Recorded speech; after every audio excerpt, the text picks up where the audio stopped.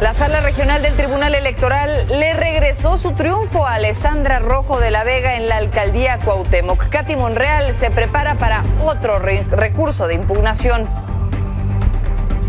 La primera dama de Estados Unidos confirmó su asistencia a la toma de protesta de Claudia Sheinbaum. Le cuento que otros perfiles internacionales la van a acompañar en la ceremonia.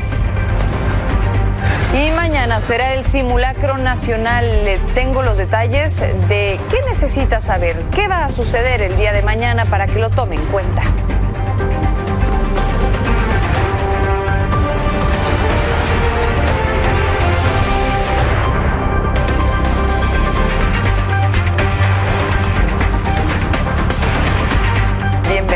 Bienvenidos como siempre a este su espacio, que ya son las 11 de la noche y junto con todo este bello equipo le tengo los 30 minutos de información que necesita en el día. Mi nombre es Paola Barquet, ya lo sabe. Y así arrancamos.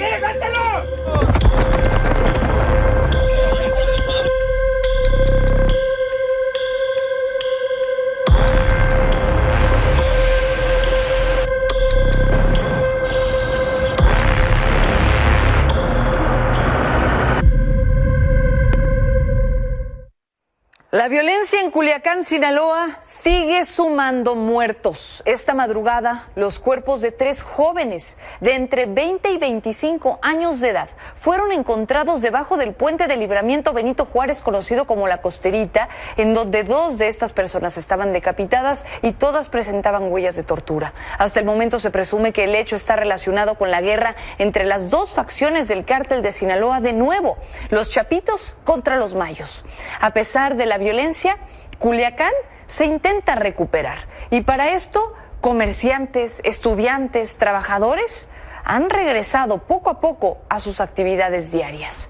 Ahora, como respuesta a todos estos hechos de violencia que se están viviendo desde hace 10 días en Culiacán, hay reacciones y dentro de ellas un usuario en internet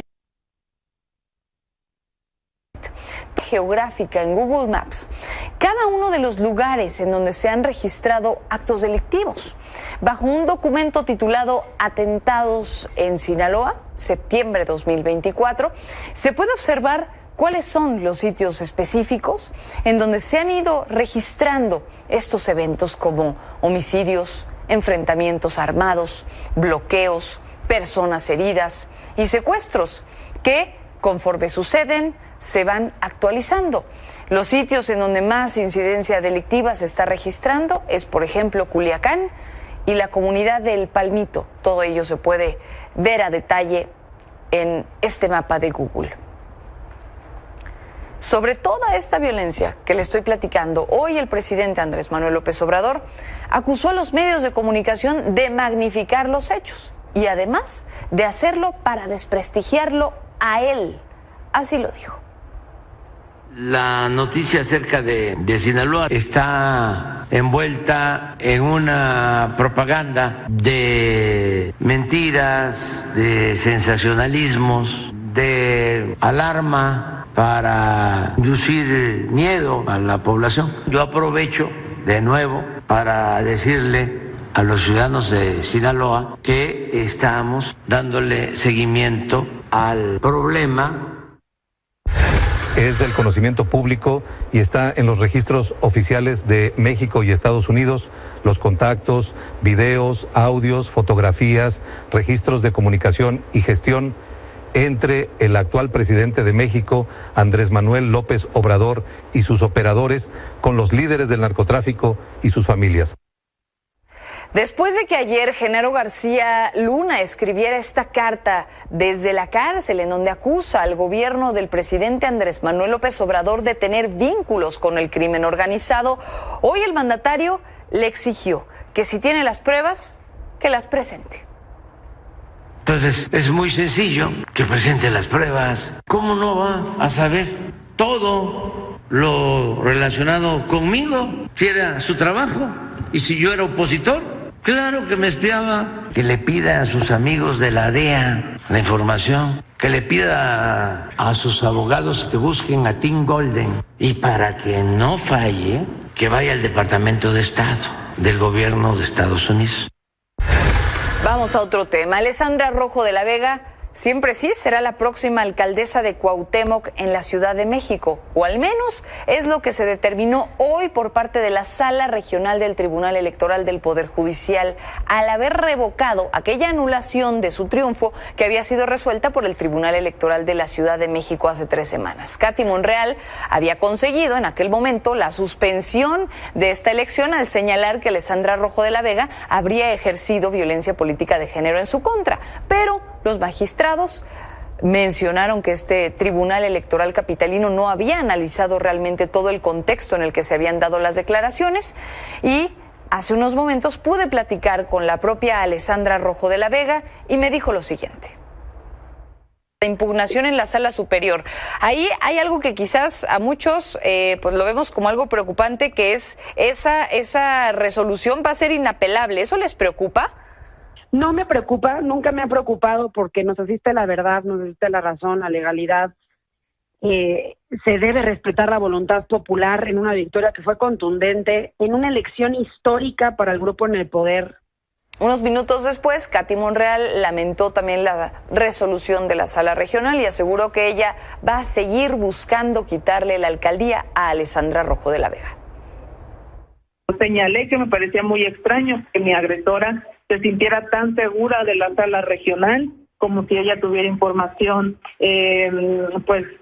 privilegiada. Ya lo veíamos venir y pues vamos a seguir, voy a seguir luchando. En otros temas, sigue el proceso para renovar la dirigencia del PAN. Hoy se confirmó que los únicos aspirantes que se registraron para buscar la dirección son Adriana Dávila y Jorge Romero. Ahora los dos se van a enfrentar en las urnas el próximo 10 de noviembre, cuando los más de 300,000 militantes del partido vayan a votar. Todo esto se está dando a pesar de la petición de algunos militantes de que se abriera el proceso a la ciudadanía y que los comités internos del PAN rechazaran aquella propuesta. Los respaldos a los candidatos ya empezaron también a hacerse públicos. Por ejemplo, uno de ellos fue Ricardo Anaya, quien aseguró que la mejor opción es Jorge Romero. Quienes conocemos al PAN sabemos que quien tiene la posibilidad, el liderazgo de convocar a esa Asamblea Nacional y de promover una transformación profunda, de fondo, radical, para abrir al PAN a los ciudadanos, desde mi perspectiva, es sin duda Jorge Romero. Si en este momento el PAN no se reforma a fondo, no se renueva, podrían ser los últimos días del PAN. Otra dirigencia que está a unos días de renovarse es la de Morena. Hoy el actual presidente del partido todavía, Mario Delgado, confirmó que ya está todo listo para que el domingo se renueve la dirigencia. Si bien hace unas semanas, como aquí se lo habíamos informado, el presidente había dicho que su hijo Andrés López Beltrán estaba interesado en tener un lugar en el partido, Mario Delgado ya confirmó que la única aspirante para este cargo es Luisa María Alcalde, que es la actual secretaria de Gobernación. Y al respecto, el presidente dijo ya que la funcionaria podría incluso renunciar a su cargo el viernes para poder contender por esta dirigencia del partido. Estamos listos ya con la organización de nuestro Congreso Nacional Extraordinario. En el Congreso es quien va a elegir. Ahí se va a preguntar a los asistentes quienes tienen interés de participar en las distintas carteras y en los niveles de dirección que hay en el partido. Pero solo ella está postulada ahorita como para la dirigencia. Hasta ¿O hay alguien más? Solamente ella ha manifestado el interés por estar en la presidencia del partido. Yo creo que va a presentar su renuncia, pues puede ser que el viernes, ¿sí? No sé cómo esté la ley o los reglamentos. Bueno, y mientras tanto, a 12 días ya de la toma de protesta de Claudia Sheinbaum, hoy se confirmaron algunos de los invitados internacionales que van a asistir. El primer país en hacerlo fue Estados Unidos, quien anunció por la mañana que la primera dama de Estados Unidos, Jill Biden, será quien asista por parte de aquel país al evento. Minutos más tarde, Claudia Sheinbaum, por supuesto, agradeció esta confirmación. Otros líderes internacionales que confirmaron también su asistencia a la toma de protesta de la futura presidenta son Luis Inácio Lula da Silva, de Brasil, Gabriel Boric, de Chile, Gustavo Petro, de Colombia, Miguel Díaz-Canel, de Cuba, Luis Arce, de Bolivia, Luis Rodolfo Abinader, de República Dominicana, y Santiago Peña, de Paraguay, entre algunos otros. Hablando precisamente de esta toma de posesión de Claudia Sheinbaum, desde ayer ya arrancaron los ensayos de la ceremonia y ha dado un detalle mucho de qué hablar. Y es que ahí, por primera vez en la historia del país, un grupo de mujeres cadetes del heroico colegio militar serán las encargadas de escoltar a Claudia Sheinbaum. Su recorrido va a ser desde la entrada del Palacio de San Lázaro hasta el podio, en donde, como también se lo hemos platicado aquí, la propia Ifigenia Martínez será quien le ponga la banda presidencial. Será, pues sí, un evento repleto de mujeres en esta ocasión.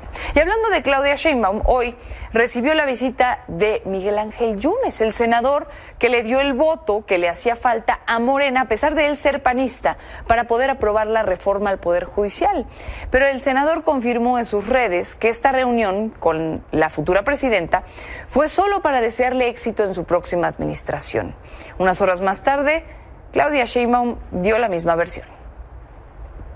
Y me dijo que si podía venir a visitarme y le dije que sí. Está convencido de la reforma judicial, fue lo que me planteó. No estamos pensando incorporarlo en el gobierno federal, sino fue una visita de cortesía. Bueno, ya el tiempo dirá. Hablando de la reforma al Poder Judicial, hoy Norma Piña, presidenta de la Suprema Corte, abrió una nueva consulta con carácter de urgente sobre el tema. Le preguntó al Pleno si procede o no la suspensión que interpusieron algunos magistrados y jueces para invalidar aquella reforma. Y a menos de 3 semanas para dejar la silla presidencial, hoy Andrés Manuel López Obrador envió una propuesta a la Cámara de Diputados para reformar la ley de armas de fuego y explosivos. Este proyecto está buscando que haya un control más estricto en la aportación y uso de armas de fuego en el país y prohíbe la venta de armas a través de Internet. También está buscando que solo el presidente en turno y la Sedena tengan la facultad de expedir licencias para portar armas. Y pasamos a otros temas. Aquí en la Ciudad de México, un grupo de taxistas de aplicación se manifestaron en varios puntos del Aeropuerto Internacional Benito Juárez para expresar su rechazo a la nueva medida que les impide ingresar a las terminales para poder recoger a los clientes. Los taxistas aseguraron que los puntos asignados representan un riesgo para los usuarios y que exigen que haya piso parejo con los taxis de sitio. Al respecto, el gobierno federal aseguró que se está buscando un término medio para regular el servicio de taxis por aplicación. Y Nicolás Sánchez, director de Asuntos Públicos de Uber México, dijo que todo este tema no beneficia ni a los taxistas ni a los usuarios. A nosotros nos preocupa porque la solución que se está planteando ahora de enviar a la gente fuera de la terminal aérea no es una solución. No existe ningún usuario que esté contento. Y acá no se trata de buscar un punto medio entre taxis y aplicaciones. Aquí lo que se tiene que buscar es el bienestar de millones de personas que visitan y usan el aeropuerto. En el caso de la Ciudad de México son 50 millones de personas al año. Y ha quedado demostrado que las alternativas tradicionales no dan abasto. No es normal que las personas estén esperando 2, incluso 3 horas para poder conseguir movilidad. Esta nueva medida está ya afectando a los usuarios del aeropuerto y claramente en redes sociales han tenido que demostrar este descontento de esperar hasta por más de 3 horas en una fila para tomar un taxi convencional o de tener que caminar por una zona insegura para poder hacer uso de los taxis de aplicación.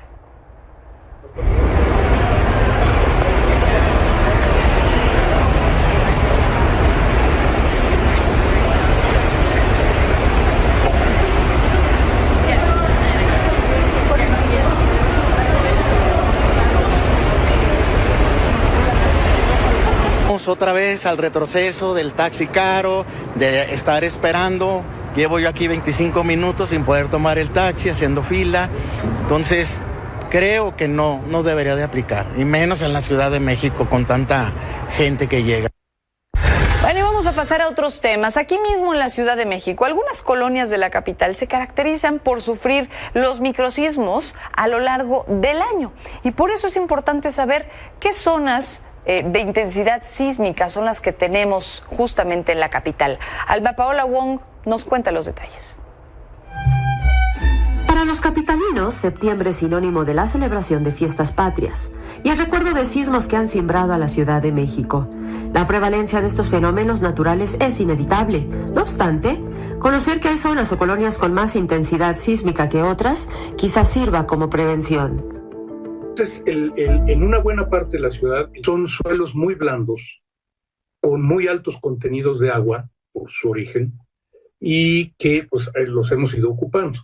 Pero la existencia de estos suelos hace que las ondas sísmicas que vienen, digamos, de la costa del Pacífico se amplifiquen.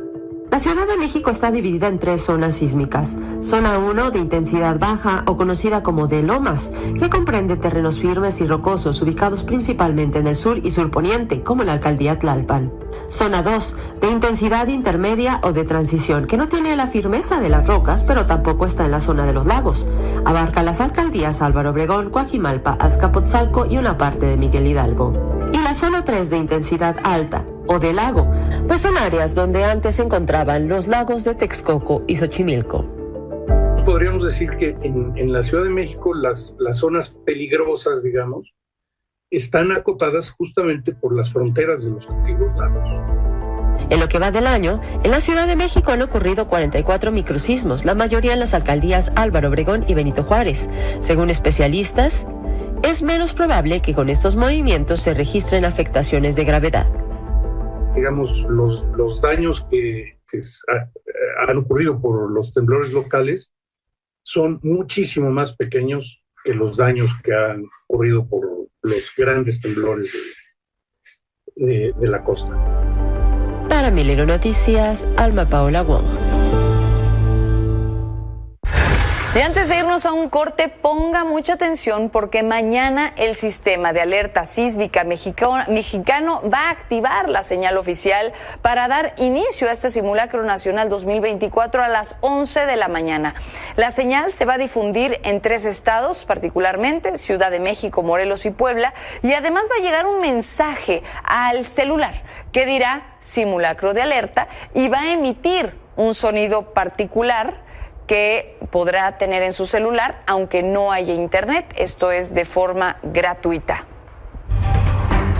Con esto nos vamos a un corte y al regresar le cuento, Edmundo González reconoció la victoria de Nicolás Maduro después de todo lo ocurrido. Le cuento al volver.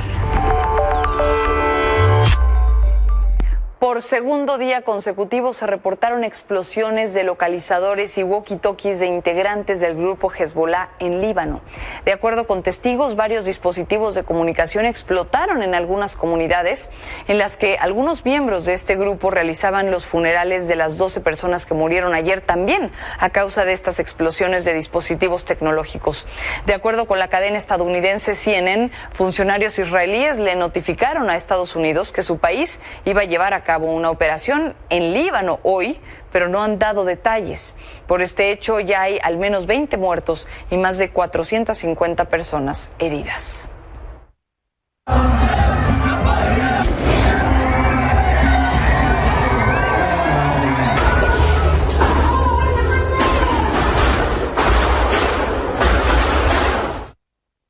En otros temas, hoy se hizo público que Edmundo González, líder opositor y ex candidato presidencial de Venezuela, habría firmado en algún momento una carta que reconocía a Nicolás Maduro como el ganador de las elecciones de aquel país.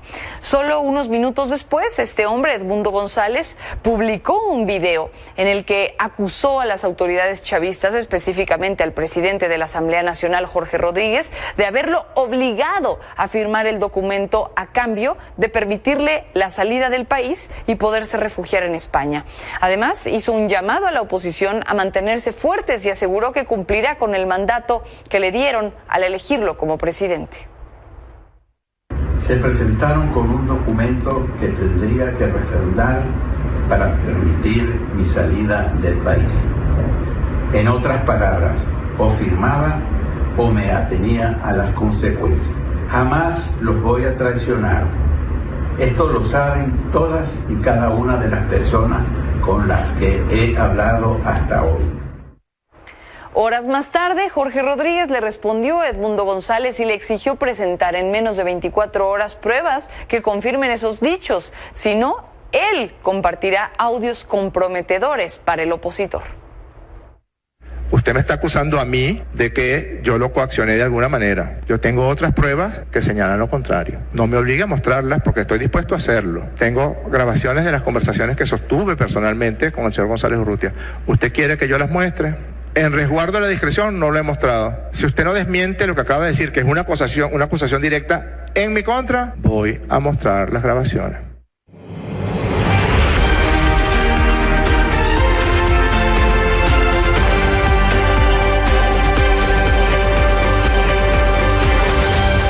Adrián Ramírez, coeditor de política de Milenio Diario, ¿qué vamos a poder leer mañana en nuestro diario, tu espacio? Hola Paula, muy buenas noches. Mira, te cuento rápido que, como todos los jueves, nuestros lectores podrán disfrutar de una nueva edición de la columna de Jorge Cepeda Patterson, Pensándolo Bien. Y en esta ocasión, él realiza un análisis sobre las repercusiones que puede traer a la próxima presidenta, Claudia Sheinbaum, el inminente ingreso de Andrés López Beltrán, hijo del actual mandatario, a las filas de Morena. Texto en nuestra página 10. Por otro lado, nuestro compañero Rafael Montes realizó un reportaje en donde, de acuerdo con autoridades de la Plataforma Nacional de Transparencia, más de 14 millones de datos públicos que almacena esta plataforma corren el riesgo de esfumarse ante la iniciativa de reforma que busca desaparecer a órganos autónomos como el INAI y trasladar sus funciones a la Secretaría de la Función Pública.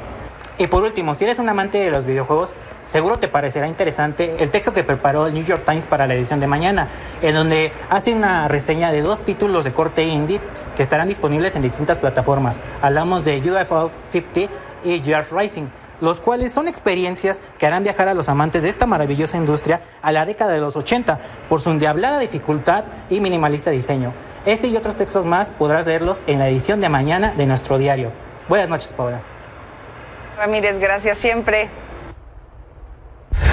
Bueno, y para irnos bien y de buenas, hoy se aprobó un nuevo día de descanso obligatorio para la jornada de la toma de protesta. Los senadores acordaron que el 1 de octubre de cada 6 años será de descanso obligatorio para así los mexicanos puedan reflexionar la transición de administraciones. Esto quiere decir que en caso de que tenga que ir a trabajar, la empresa le deberá pagar el salario correspondiente de esa jornada, además del doble de su salario. Gracias por haberme acompañado como siempre a las 11 de la noche y por supuesto nos vemos por aquí el día de mañana. Descanse.